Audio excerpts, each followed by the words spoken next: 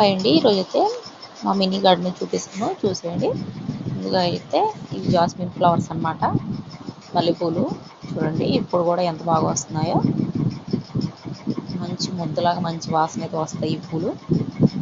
Next అయితే గులాబీ చెట్టు, ఇదైతే పెద్దగా ఉండేది, మొత్తం సాయంత్రం నరికేసాం అనమాట. చెట్టు పెద్దగా ఉందని ఇది మళ్ళీ చిగుర్లు వేసి పూలు అనేవి బాగా కాస్తుంది అనమాట. తర్వాత ఇది మరం అనమాట. చూడండి ఎంత బాగా ఉందో, మరం అనేది బాగా అలుకుపోయింది. తర్వాత ఇది కరివేపాకు చెట్టు, కొంచెం పురుగు పట్టింది అనమాట దానికి. తర్వాత ఈ కనకాంబరాలు, తర్వాత ఈ వంకాయ చెట్టు అనమాట. చూడండి ఎంత పెద్దగా ఉందో. అలాగే చెట్టు నిండా వంకాయలు కూడా ఉన్నాయి. ఈ సండే కోస్తారనమాట.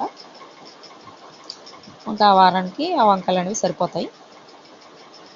ఇదండి చెట్టుని చూపిస్తున్నాను మీకు ఎంత పెద్దగా ఉందో. తర్వాత ఇది బొప్పాస్కాయ చెట్టు అనమాట, నా ఎంత ఉంది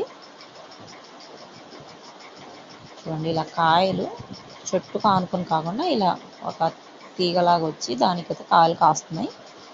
ఇవి నేను ఇప్పుడే చూడడం అనమాట.